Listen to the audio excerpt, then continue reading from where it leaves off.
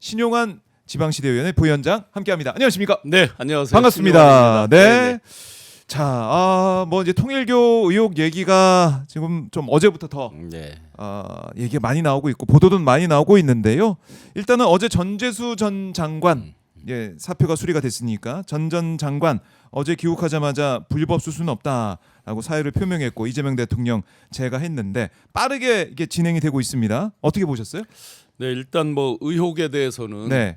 털고 가는 게 국정 전반적인 운영의 부담을 줄이는 그 길이겠죠. 전재수 장관도 그 부분에 대해서 너무나 잘 알고 있고 네. 또 이것의 그 파급력에 대해서 너무나 잘 알고 있겠죠. 우선 그 이 본질이 통일교 정교 분리를 위배해서 어떤 종교가 정치에 개입한다 이런 것들이 있지만 네. 더 큰 거는 이거잖아요. 꼬리가 몸통을 흔든다. 즉 통일교 관련된 자들을 네. 민주당 부분만 쏙 빼고 수사를 해서 전체 특검이 형평성을 잃었다, 공정성을 잃었다 이런 식으로 이제 논리 전개를 펴다 보니까 단 그 김건희 특검 하나가 아니라 3대 특검 전체에 대한 정당성이나 정통성을 흐트러뜨릴 수 있는 즉 윤영호 씨의 발언 하나로 인해서 네. 전체 특검이 마치 어떤 민주당을 위한다든지 어떤 뭐 진보층을 위한다든지 이런 황당한 논의로 변질되는 것 이 부분을 대통령께서 단호한 의지로 3번에 걸쳐서 생중계되는 국무회의에서 이 부분을 강조해서 얘기를 했다. 엄청난 단호한 결기를 보인 거죠. 그래서 여야 가릴 것 없이 엄정하게 수사해라 이 부분. 그래서 몸통을 흔드는 것을 원천적으로 차단하는 이런 부분이 사실은 포인트라고 보여집니다. 네, 지금 보니까 어제는 통일교 쪽에서 입장이 나왔는데 윤영호 행위는 개인 일탈이다 이렇게 얘기를 했어요. 뭐 사과하면서도 이 부분이 좀 눈길을 끌더라고요. 네, 이게 점점 이제 사실은 왜 이런 동기 발단 시점을 잘 보면 어느 정도 답이 좀 나온다고 생각이 됩니다. 윤영호 씨가 2018년 경에 경부터 핵심 실세로 급부상했습니다. 그 전에도 물론 선문대학에서 교수를 하고 이분이 특이하게 석사 박사를 불교를 한 분이에요. 그래서 통일교 교리와 그 불교에 대해서 나름 그 내부에서 탁월한 논리를 만든 사람이죠. 네. 특히나 이제 아들들과 3남, 4남, 7남과 혈투를 벌였단 말이죠. 참어머니가 그 상황에서 독생자론이라는 것들을 독창적으로 개발을 했어요. 그래서 독생녀라는 단어가 탄생을 하죠. 이걸 주창했던 사람이 윤영호 씨로 알려져 있습니다. 그러면서 이제 급부상하면서 세계 선교 본부 라는 것들을 거기에 이제 본부장으로서 전체 총괄을 하게 되고 엔간한 그 조직들을 다 그 밑으로 배치를 하는 그런 아주 썬파워가 됐고요.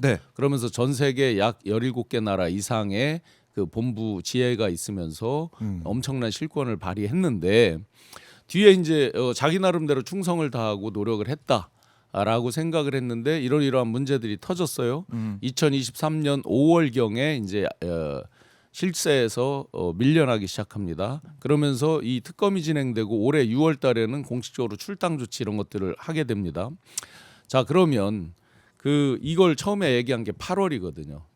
그렇죠. 그런 가운데서 실세로 있을 때 이제 본인들의 어떤 영역을 구축해 놓은 게 있잖아요. 사람과 뭐 자산과 이런 것들이 있을 거 아니에요. 그러면 압수수색이나 자기 가족들, 개인들 것까지도 예상되는 게 있을 수 있잖아요. 그런 속에서 자기 방어 본능 그리고 내부에 이미 이제 실세들 간에 일종의 그 옛날에 왜 그 왕자의 난 하듯이 CEO들 간의 란 이런 식으로 이제 오너 뭐 비유하자면 오너인 한학자 참어머니가 있고 CEO들이 있는 거잖아요. 뭐 정원주 씨니 뭐니 이렇게 알려져 있잖아요. 그들 간의 분란 이런 속에서 자기 방어적인 자기 보호적인 A파, B파, C파 막 있는 거잖아요. 그 갈등이 이 처음에 논의가 불거지는 계기가 됐을 가능성이 있다라고 보여집니다. 그러니까 윤영호는 윤영호대로 지금은 통일교 실세 지금 윤영호 쪽에서 넘어가 있는 그 실권을 가지고 있는 사람도 그 사람들대로 살아갈 길을 찾기 위한 그 가운데 지금 윤영호의 진술이 알려지게 되고 이게 국수본 수사까지 가게 되는 상황까지 흘러왔다. 왜 제가 이 부분을 추정을 하냐면 처음에 이 사람들을 이야기한 시점을 보면 올해 8월 달입니다. 윤영호 씨를 공식적으로 출당시켜야 되겠다 등등등 통일교 내부에서 세게 나온 게 올해 6월달 그쯤입니다. 그러면 자기가 이제 일종의 떨려나는 아웃이 되는 상황에서 통일교에 대한 엄청난 불만이 있었겠죠. 배신감. 그다음에 이제 특검이 시작되면서 조사를 세게 들어오는 그 부분을 방어 기제가 작동을 했겠죠. 네. 그러면서 개인이나 가족이나 여러 가지를 계좌 추적이나 뭐 여러 가지 다 막아야 된다는 본능도 있을 거 아니에요. 그러면 거기에 이제 일종의 보험 물타기 뭐 이런 이제 생각이 있을 수도 있었겠죠. 그래서 이쪽만 한 게 아니다, 이쪽도 했다, 뭐 이런 식의 이제 양쪽으로 통일교는 보험을 들었다라는 걸 강조를 하면서 자기 부분을 방어하고 억울함에 대해서 통일교에 대해서는 굉장히 원천적으로 배신감을 느꼈을 거예요. 네. 그 시점으로 보면. 그런데 그 뒤에 이제 그래서 8월에 여야 사람들을 이제 막 소위 부른 거죠. 특검에서 뭐 5명 이렇게 네. 얘기를 하고 있어요. 근데 그때는 참어머니 그 한학자 씨가 구속이 안 됐을 때죠.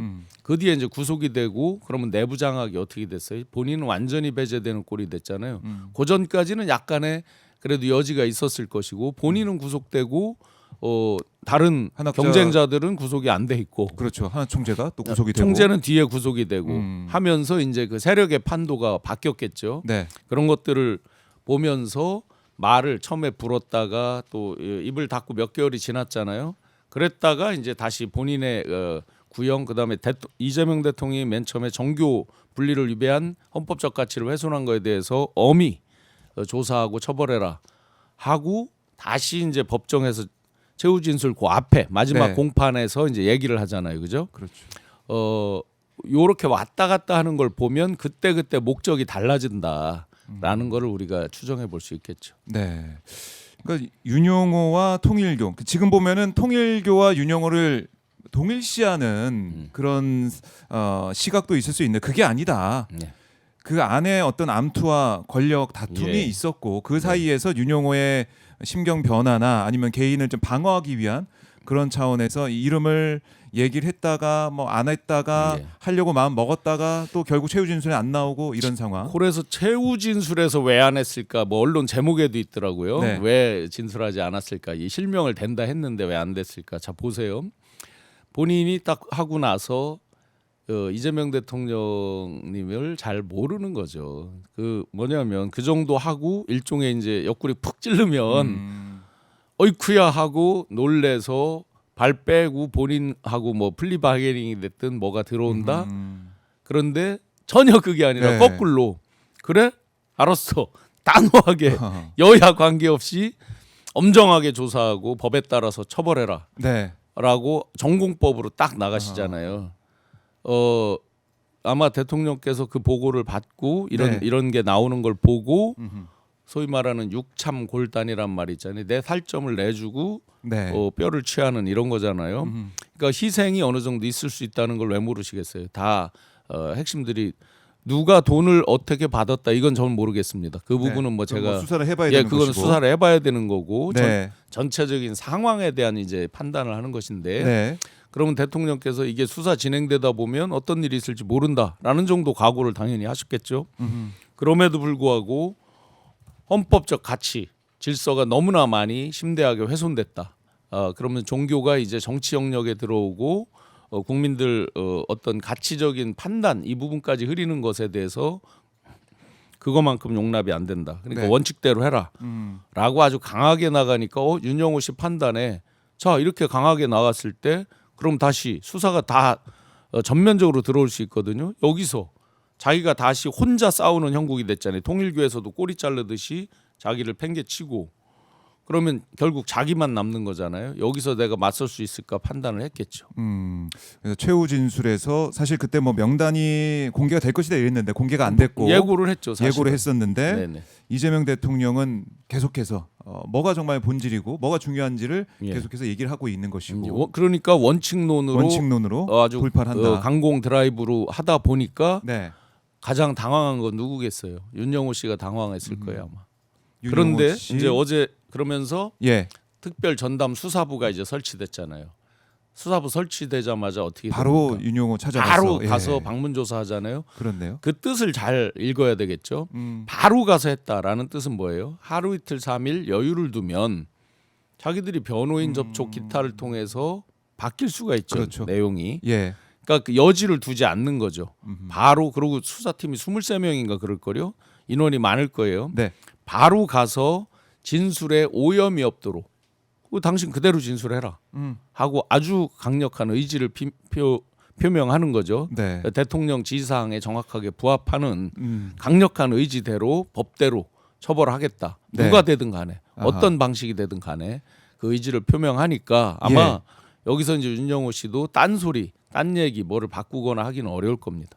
그래요. 그러니까 이 수사 과정에서 수사 결과 어떤 상황이 드러날지 모르겠지만 뭐 여당이든 야당이든 의혹이 사실로 밝혀진 부분도 있겠지만 만약에 있다고 하더라도 네. 이재명 대통령의 뜻과 방향은 분명하다. 네. 종교 분리.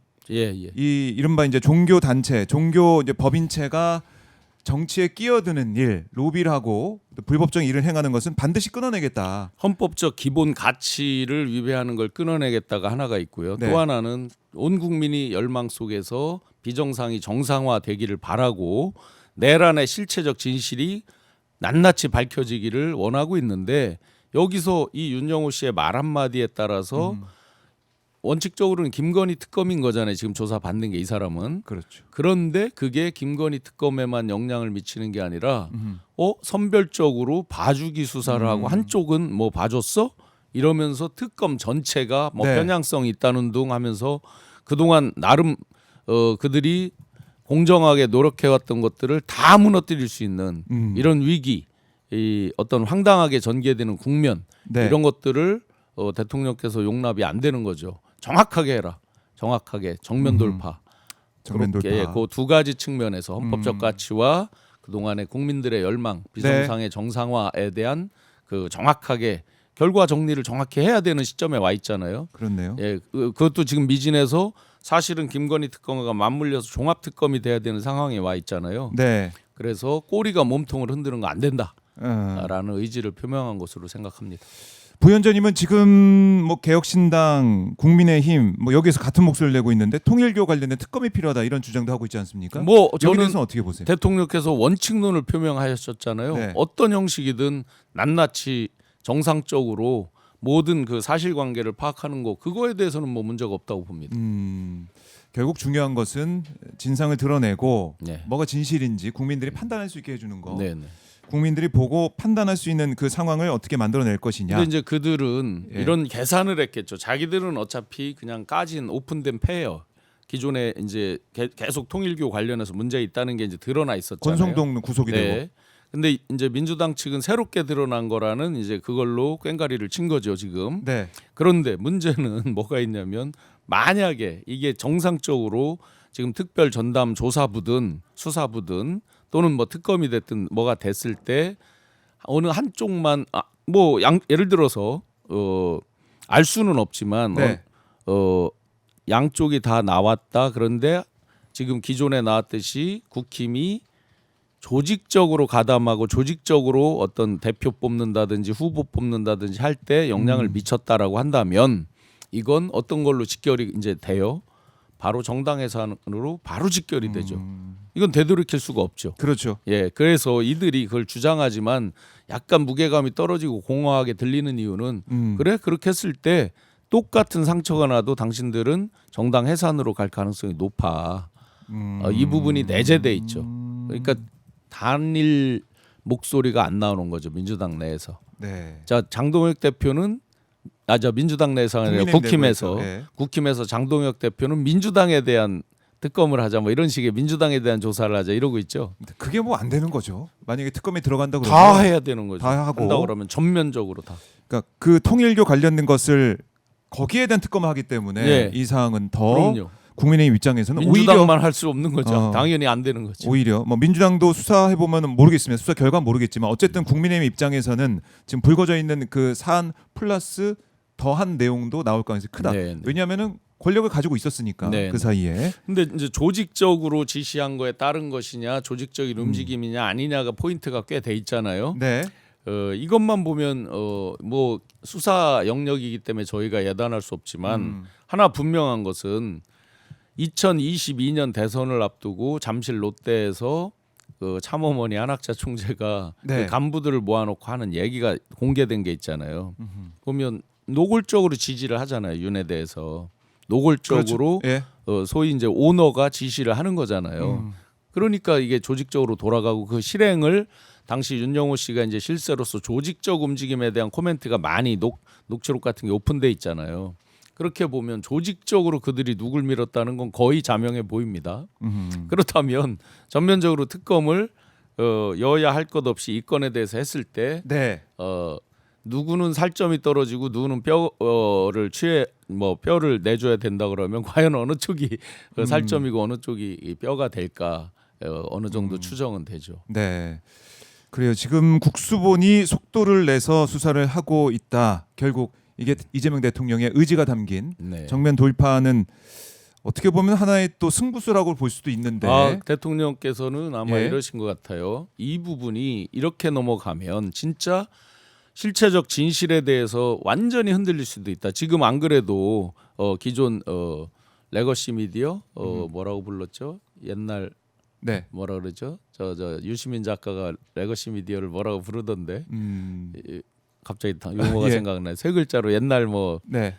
하여튼 그 어느 것 하나 시원하게 실체적 진실에 맞게 부합하게 맞춰지는 면이 좀 없어 보여요. 보면 사법부에 대해서 일방적으로 옹호를 한다든지 뭐 이런 이제 흐름들이 포착이 되는 거죠. 그리고 진술에 대해서 예를 들어 쌍방울이라든지 대북 송금 건이라든지 이런 거에서 어느 정도 의혹이 아주 강하게 제기됐고 그에 대해서 말을 바꿀 것처럼 보였던 사람들이 다시 어떤 집단적인 어떤 저항 이런 느낌으로 오고 있단 말이죠. 그게 보이지 않는 어떤 손에 의해서 배후에서 어떤 이런 힘으로 작용한 거 아닌가 하는 상황을 보고 있거든요. 네. 아마 대통령께서 훨씬 더 그런 거에 대해서 직감을 하셨을 거라고 보고 단호하게 전재수 장관이 사임을 하는 건 대통령 입장에서 뼈아픈 거잖아요. 정부 입장에서. 그렇죠. 그렇다 천만만. 하더라도 예. 원칙적으로 돌파해야 된다. 그래서 강하게 원칙을 천명하셨을 거로 보여집니다.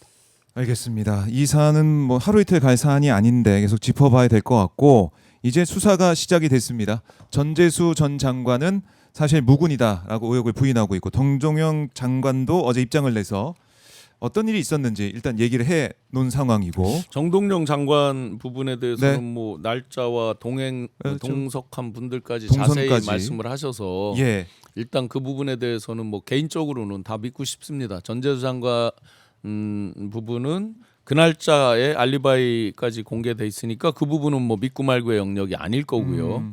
그러면 이제 그들이 주장을 한다면 그날이 아니라 뭐 다른 것도 있다 뭐 이런 식으로 또 하겠죠. 뭐 네. 만약에 뭐 있다면. 그래서 그 부분은 어쨌든 당사자들이 엄정하게 수사에 응하겠다라고 입장을 표방하고 있는 거니까 네. 수사 영역은 지켜보되 왜 이런 사실이 뒤늦게서 오픈이 되고 그럼 이 사람들은 어떤 목적으로 이것을 진술을 했다가 약간 바꾸는 느낌으로 했다가 또 다시 바꾸는 느낌으로 할까 네. 이런 동기 그리고 목적에 대해서 시청자분들께서는 집중해 주시면 여러 가지 의혹이 좀 더 이해가 되리라고 생각합니다. 그렇습니다. 자, 수사 과정을 통해서 나오는 얘기들 짚어보겠지만 어쨌든 본질은 이재명 대통령 이 통일교 의혹, 그러니까 이른바 이제 종교 단체가 권력을 흔들려고 하는 네. 그걸 좀 막아내겠다. 더 이상은 안 된다라는 의지를 천명하고 있다. 이것도 이제 같이 봐야 돼요. 국무회의 자리에서 예. 법제처장에게 직접 그것을 물으면서 질문하면서 확인을 하잖아요. 단호한 의지죠. 그것도 첫 번이 아니라 재차 확인을 하는 거기 때문에 네. 이건 원칙대로 수사하고 원칙대로 가야 됩니다. 마침 그 박창환 전담 수사하시는 박창환 총경이 이런 부분에서 아주 단호한 입장을 가져왔던 분이고 네. 실제 의지를 강력한 의지, 원칙적 의지를 천명하셨기 때문에 정확하게 수사할 걸로 보여집니다. 알겠습니다. 수사 과정 지켜봐야 될 것 같고요. 아까 이제 기억이 안 난 그 단어는 재래식. 재래식 언론. 맞아요. 네. 재래식. 재래식 언론. 그래서 결국에는 이 경고의 말씀이었는데 유시민 작가의 네. 말은 일반 시민들과 대통령 주변이 처해 있는 미디어 환경이 너무 다르다. 대통령실은 재래식 언론만 상대하고 있다. 뭐 이렇게 얘기를 하면서 재래식 언론이 늘 우리를 이제 물어뜯을 그 기회를 노리고 있다. 우리가 하는 모든 통화, 모든 메시지가 모두 도청되고 있다고 생각해야 된다. 이렇게 네. 강하게 얘기할 정도로 네, 정말 네. 조심하고 정말 잘 상대하고 대응해야 된다. 이런 말씀하셨지 않습니까? 그 굉장히 원칙적으로 옳은 말씀이고 지금 이 타이밍에 이렇게 경각심을 일으켜 세워주는 말씀이죠. 네.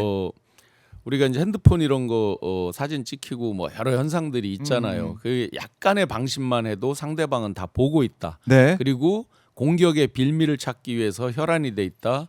이게 지금 우리가 이 내란을 겪고도 이렇게까지 실체적 진실의 규명이 어려운 것은 윤어게인 세력을 포함해서 이걸 호도하고 덮으려는 세력이 그만큼 많다는 거잖아요. 네. 이걸 항상 우리가 잊으면 안 될 것 같습니다. 네. 한순간도 잊으면 안 될 것 같습니다. 한순간도 잊으면 안 된다. 저희 그 유시민 작가의 발언은 저희 오마이TV가 단독 촬영을 해가지고 저희 사이트에 올라와 있습니다. 오마이TV 유튜브에 올라와 있거든요. 혹시 못 보신 분들은 보시면 되겠고요. 지금 상황에서 좀 새겨들어야 할 말씀이 많아요. 그리고 우리가 경각심을 계속해서 가져야 된다. 이걸 느낄 수밖에 없기 때문에 유시민 작가 영상 안 보신 분들 봐주시면 좋겠습니다. 아까 오마이TV에 재래식 올라와 있습니다. 언론이라는 예. 그 표현도 굉장히 지금 타이밍에서는 적확하게 쓴 표현일 수 있습니다. 뭘 네. 보면은 상대 지표를 보면 아는데 매년 집행하는 언론에 대한 보조금들 있잖아요. 예. 그게 이미 유럽 선진국들, 캐나다 이런 데들을 보면 뉴미디어로 이미 80% 가까이가 집행이 바뀌었습니다. 내역이. 근데 대한민국은 여전히 80% 가까이가 기존의 신문 뭐 그런 쪽으로만 되어 있습니다. 신문 방송 쪽으로만. 신문 방송 쪽으로만 그런 면이 있죠. 그러다 보면 뉴미디어나 이런 거 전 세계적으로 미디어 환경이 모바일 개인 미디어 환경으로 바뀌어가고 있는데 네. 그 부분에 대한 게 이제 한 발짝 두 발짝 늦은 거죠. 그러니까 재래식이라는 표현으로 그걸 통칭해서 비유할 수 있겠습니다. 네, 그렇습니다. 이게 요 강훈식 비서실장이 영상을 직원들한테 공유했다고 하더라고요. 또 네, 네. 그러니까 직원들도 경각심을 좀 가져야 되고 특히 예. 대통령실 일하는 사람들, 공적 자리에 있는 사람 특히 조심해야 된다. 내가 했던 발언, 뭐 말 예. 이런 것들이 다음날 어떻게 될지 모르니까 그럼요. 항상 조심해야 된다. 예. 이게 문제가 있는 발언이면 발언하면 안 되죠. 이건 뭐 뒤에서는 네, 하면 안 되지만 맞습니다. 어쨌든 어떤 발언이든 어떤 말이든 이게 다 다음날 보도가 될 수 있다는 생각을 네, 해야 네. 된다. 예, 맞습니다. 아무리 중요한 사적으로 친하고 이래도 예. 진짜 중요한 거 기밀성을 요하는 대외비를 요하는 이런 것들은 함부로 이야기하면 큰일 나는 세상이 되어 있습니다. 네, 알겠습니다. 신용환 부위원장님도 마찬가지입니다. 예, 예, 항상 저도 항상 조심하시겠네요. 마찬가지입니다. 예, 항상 돌아보게 되는 네, 그냥 상황이다. 네, 비유하자면 예. 발가벗고 사방이 다 거울에 비춰지고 있다라고 생각을 하고 늘 임해야 된다고 봅니다. 네, 알겠습니다. 자, 통일교 의혹 저희가 계속해서 짚어보도록 하겠고요. 그리고 또 하나가 눈길을 끄는 어제 뉴스 중에 하나가 윤한홍 의원의 이제 발언, 인터뷰 이 내용도 눈길을 끕니다. 그러니까 의대 정원 2,000명 이제 늘리는 그 상황에서 이러면 안 된다. 의대 정원 문제 특히 이제 사과해야 된다. 이렇게 윤석열에게 윤한홍 의원이 얘기를 했다가 원조 찐은 아니겠습니까? 윤한홍 의원이 그 얘기를 했는데 평생 들어보지 못한 욕을 들었다라고 했어요. 무슨 욕이었을까요? 전 이게 또 궁금한데 뭐라고 했을까 윤석열이 이게 이제 어떤 욕이었길래 아니 우선 평생 들어보지 못했던 윤한홍 욕을 의원께서는 진짜 그랬다면 그 당시에 좀 이 얘기 좀 하시지. 진짜 그랬다면 그러게 말입니다. 네, 그 이제 와서. 당시에 그 논란이 불거질 때 네. 얘기를 좀 하시지. 그 캠프에서 대선 캠프 때 윤한홍 의원은 찐윤 중에 한 분이었던 건 틀림없습니다. 네. 권 뭐 장 윤 해서 왜 그때 유명한 분들 몇 원조 분 중에 원조. 그 한 분이었던 거는 틀림없습니다. 네. 다만 뭐 이상하게 무리하게 뭐 전면에 나서서 막 이렇게 기존에 알려졌던 몇 분들 그 분들과는 약간 다른 패턴을 보였던 것. 그리고 예. 행정 관료로 이제 오셨던 분이잖아요. 애초부터 정치만 하신 분은 아니잖아요. 그 약간 이제 다른 특징은 있었던 것 같은데. 네. 진언을 했다, 직언을 했다. 그러면 그때 이제 밝혔으면 좋았을 것을 지금 와서 이제 하다 보니까 진정성은 좀 빠지지만 그 보통 이제 한번 이렇게 세게 업이 되면 네. 이제 수도 없는 그 말들이 이제 튀어나오죠. 그래요. 그 참 듣기 어려운 예. 그동안 들을 수 없었던 일단 그런 기본적으로 반말이고요. 그 대선 캠프 당시에 저희끼리 그냥 비유적으로 그 별명이 있었어요. 욕바지 1, 욕바지 2. 뭐 누구라고 사람은 얘기하지 않겠습니다. 항상 욕을 주위에서 듣는 사람들이 있었고. 그냥 면전에서 막 그냥 하니까. 근데 이제 이 본인이 원하는 방향에서 지금 어긋난 그렇죠. 거잖아요. 2,000명을 해야 되는데 내가 2,000명 하겠다는데 누가 하는데 뭐라고 만약에 거야? 뭐 이런 거. 그걸 이제 반대로 뭐를 했다. 그러면 이제 거기서 상상되는 게 있죠. 있어요. 이렇게 비방용이죠. 방문 닫고 해서 튀어나올 때도 그냥 쩌렁쩌렁 들릴 정도로 막 튀어나오는 소리들이 있죠. 그 뭐 제가 여기서 말을 할 수는 없지만 말하기 어려워. 여러분들이 생각하는 머릿속에 있는 그런 모습들입니다.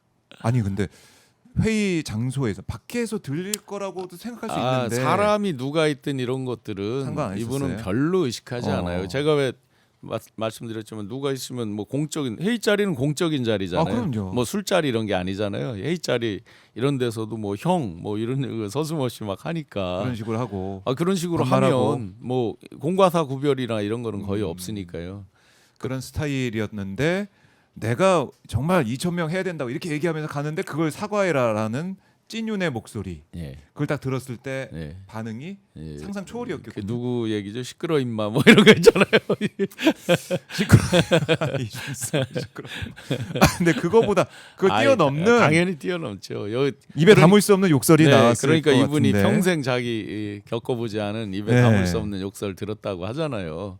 그럼 이분도 경력이 서울시 부시장에 뭐 몇 선 의원에 이러고 있는 분인데 그렇네요. 그것도 한마디로 끝난 게 아니라 10분 가까이 평생 살면서 들어보지 못했던 욕을 다 들었다. 저는 뭐 비슷한 장면들을 여러 차례 본 게 있기 때문에 하여튼 뭐 욕을 10분 동안 계속 듣고 있으면 10분이 상당히 길거든요. 시간 자체가 1분도 아니고. 더 재밌는 건 네. 그렇게 이제 막 이제 쏟아 놓은 다음에 뭐 이런 거죠. 딱 네. 해서 회의하지 어디까지 했지 뭐 이런 거죠.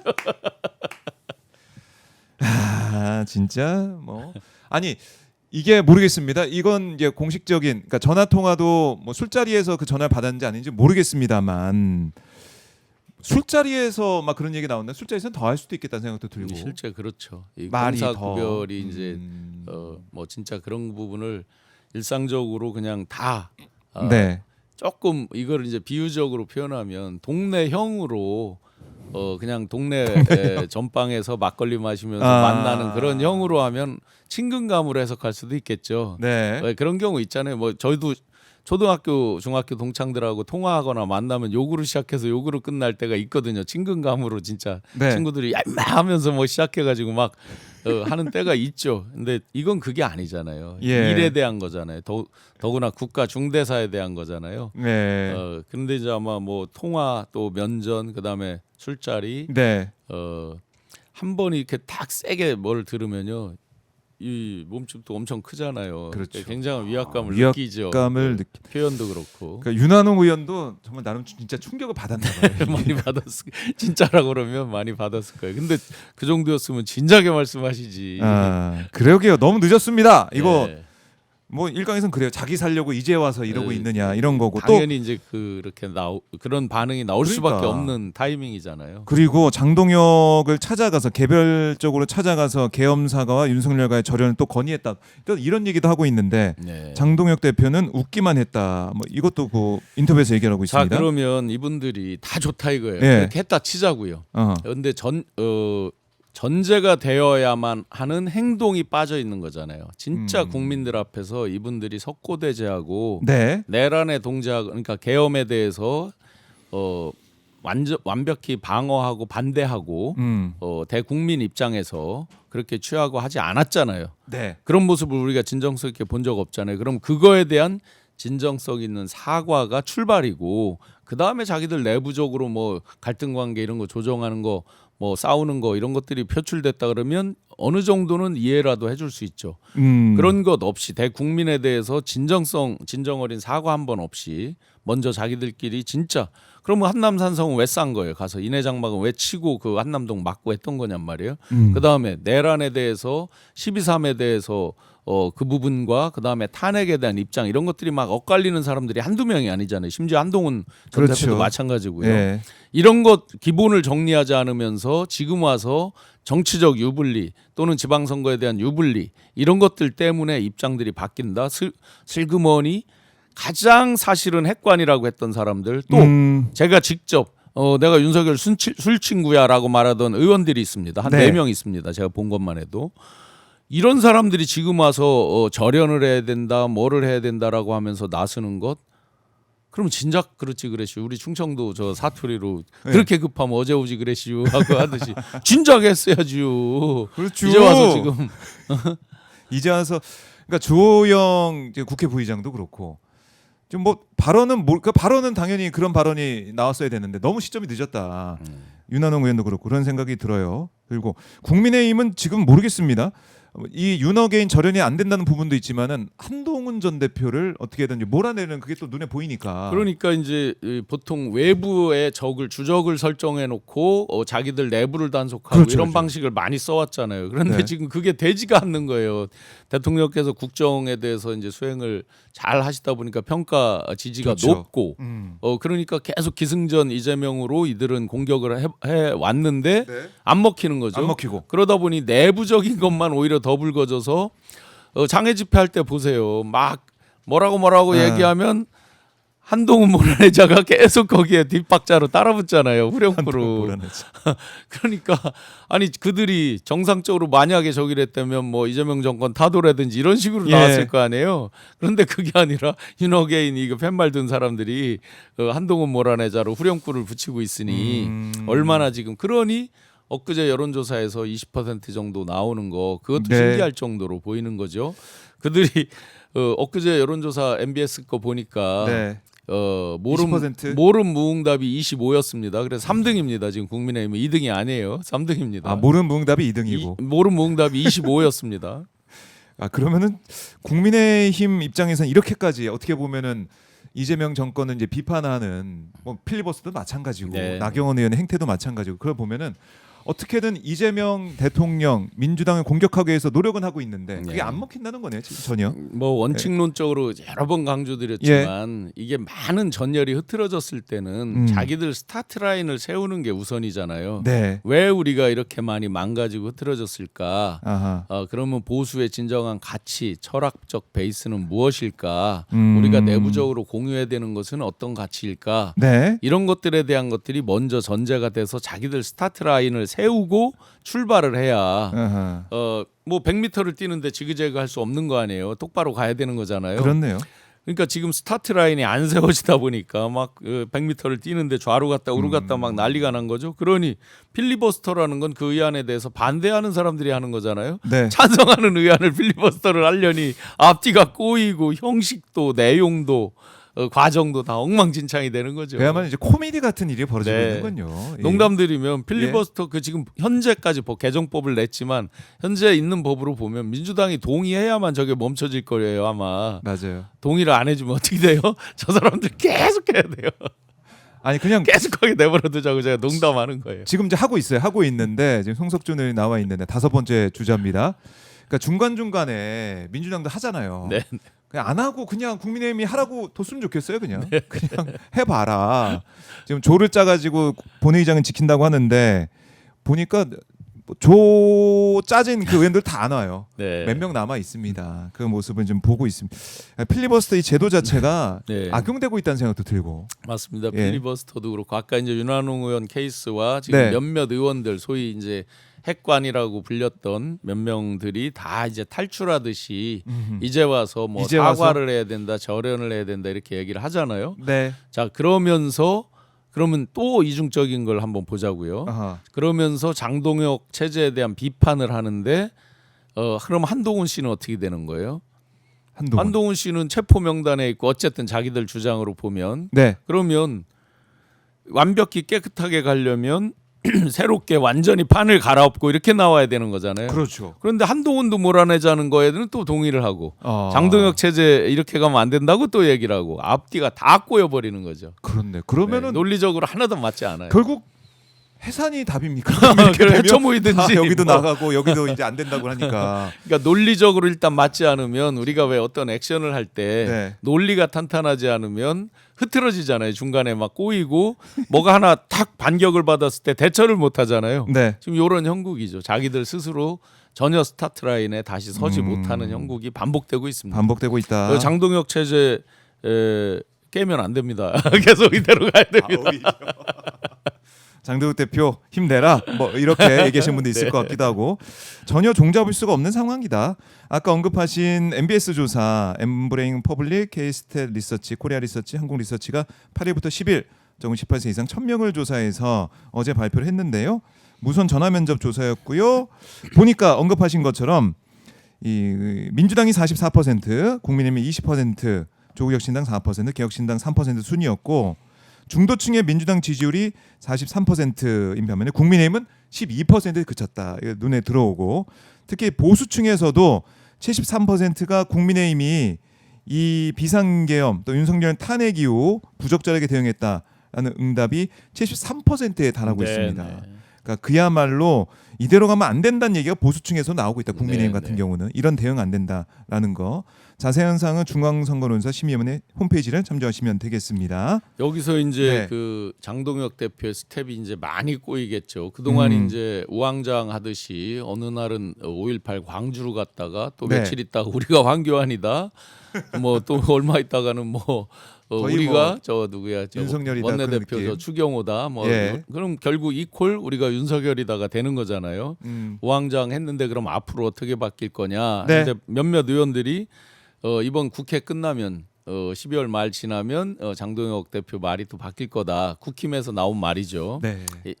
뒤집어서 타임테이블대로 가고 있다.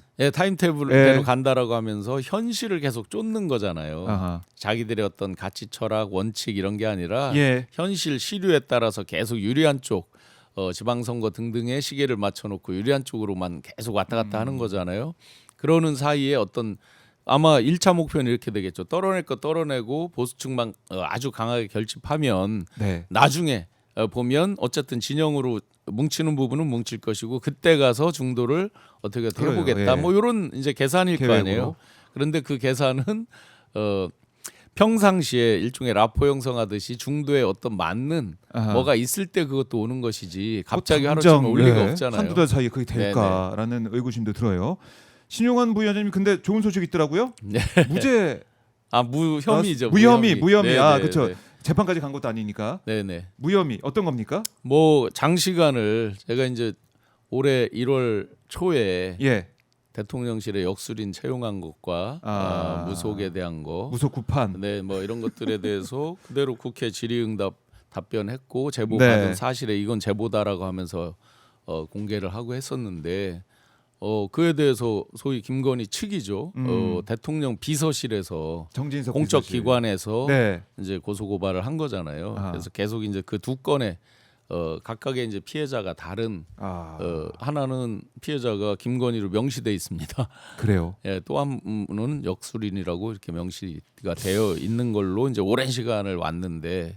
그건 1월 달이었으니까 1년여가 온 거잖아요. 그렇네요. 1년 가까이 달려왔습니다. 기존에 이제 이철규 의원이 고소했던 것도 이제 다 정리를 했고요. 정리가 됐고, 뭐 저도 자존심이 있으니까 내가 이런 무도한 자들, 거짓을 하는 자들에 대해서 비싼 돈과 시간이 다 열정이 쓰여지는 거잖아요. 그런데 내가 여기서 변호사비까지 써가면서 하는 건 난 도저히 자존심상으로 용납이 안 된다 해서. 변호사분들께 여쭤는 봤죠. 당연히 자문도 많이 구하고는 했지만 챗GPT 도움도 많이 받고 혼자 감당하면서 근데 이제 그런 과정에서 정말 죄송한 분들이 있죠. 저 때문에 조사를 참고적으로 받은 분들이 많이 계세요. 정말 이 자리를 빌어서 죄송한 사과의 말씀을 드리고 뭐 패기치려고 시작된 건 아니고 너무나 이제 끝까지. 진실을 가리고 덮으려고 하는 그런 자들에 대해서 맞서 싸우는 과정에서 제가 패를 끼치게 돼서 정말 그 부분 죄송하고 그러나 시간이 가면서 실체적 진실에 그래도 조금이라도 기여를 했다는 자부심으로 그렇게 남게 돼서 개인적으로는 이제 뭐 다행이고. 사실은 아시다시피 조사 받고 그 과정에 보면 굉장히 이거 조사 받다가 갑자기 덜커덕 어떻게 되는 거 아니야? 뭐 이런 제가 조사 받는 날도 아내한테도 말을 안 하고 그냥 나갔거든요. 뭐 내용을 잘 모르니까 괜한 걱정을 할 거 아니에요. 그냥 그렇네요. 어디 가는지 뭐 이런 거 일체 안 하고 그냥 갔는데 보통 하다 보면 시간이 또 엄청 길어져요. 막 잠깐이면 될 줄 알고 이렇게 했다가 뭐 6, 7시간 뭐 이런 기분이니까 그런 과정이 있었습니다. 그런 과정을 다 이제 이겨내고 다 많은 분들이 성원 무혐의로. 격려해 주신 덕분에 하여튼 그러게 일단 말입니다. 지나가고 있습니다. 네, 짝퉁님의 무혐의 축하합니다. 당연합니다. 이렇게 하셨고 현찬님도 축하 하셨고 익상오빠님도 축하한다. 할미님도 축하드려요. 진실은 언제나 승리하는 법. 감사합니다. 응원하고 계시네요. 알겠습니다. 신용환 교수님 우리 부위원장과 말씀을 나눠봤습니다. 부위원장님 말씀 잘 들었고요. 네. 다음 주에도 뵙겠습니다. 네, 고맙습니다. 고맙습니다. 네, 감사합니다.